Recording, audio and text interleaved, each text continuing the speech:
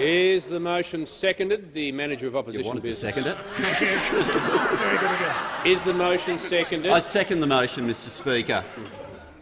Look at what they've become. Look at what they've become. Let's not forget what we were told before they became the government.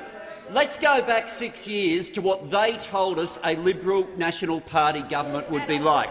And I hear right now, what did they say about a surplus budget back then? Joe Hockey said Members this. on my right. Joe Hockey said this. He said, "We will deliver a surplus budget in our first budget and every budget after that."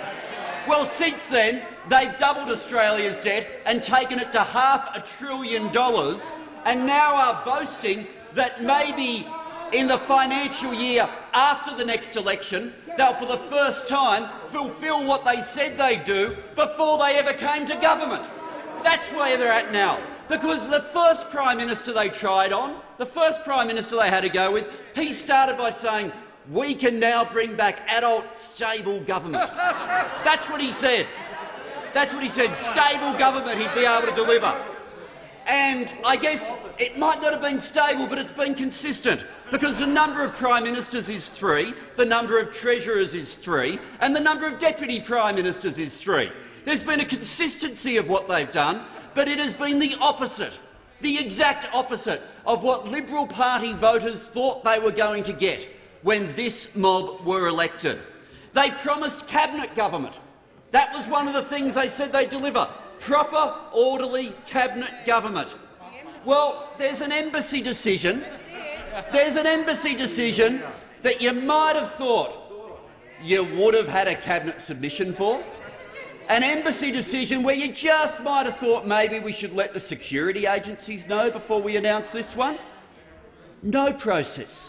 Nothing other than, from the Prime Minister in this dispatch box, "Oh, our candidate told us it would be a good idea." With all the resources of government and all the things they told us they would be. The Leader of the House, time and time, every time the parliamentary program was brought down, would say, "The House is not sitting enough." He'd tell us each time, when he was here as Manager of Opposition Business, the Parliament, "You're running scared if you're not willing to have the Parliament sit. It's a test of whether or not you're a government." And now, for the first time since 1901, the Parliament is planning to only sit for 10 days in an 8-month period. And I know a lot of the debate has been, "Oh, maybe that's because they're scared of the numbers on the floor of Parliament." But we miss the other point, of course, that every time the Parliament meets, the party room meets.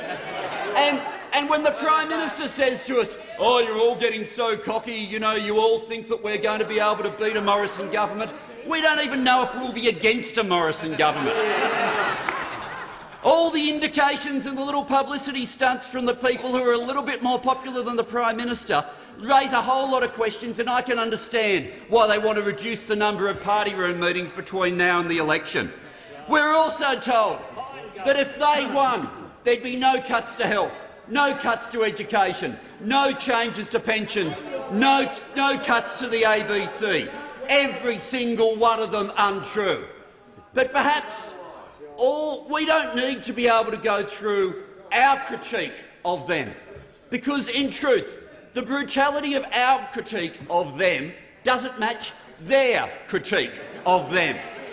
Because the newspaper articles that we're reading now, it's really hard to get a Labor Party quote in, because we're competing with every anonymous backgrounder from the front bench and the back bench, and their language is so much more colourful than us.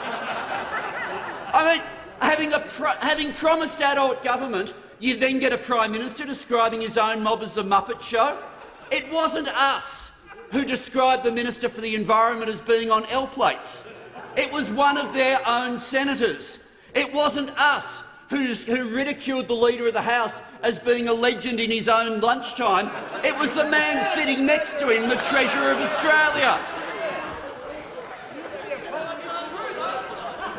But when the Prime Minister seeks to describe, "Oh, who cares about the real issues and what sort of work are people doing here?" This is the Speaker's list that's being distributed on the debate that's in the chamber right now. That's a list of Labor speakers. One person speaking for the government's own bill. The bill is the Fair Work Amendment Family and Domestic Violence Leave Bill. Now, it's not that their backbench isn't busy. They're on the phone. They're ringing the people up there. They've got lots to say about the government, but very little to offer the Australian people. Has concluded.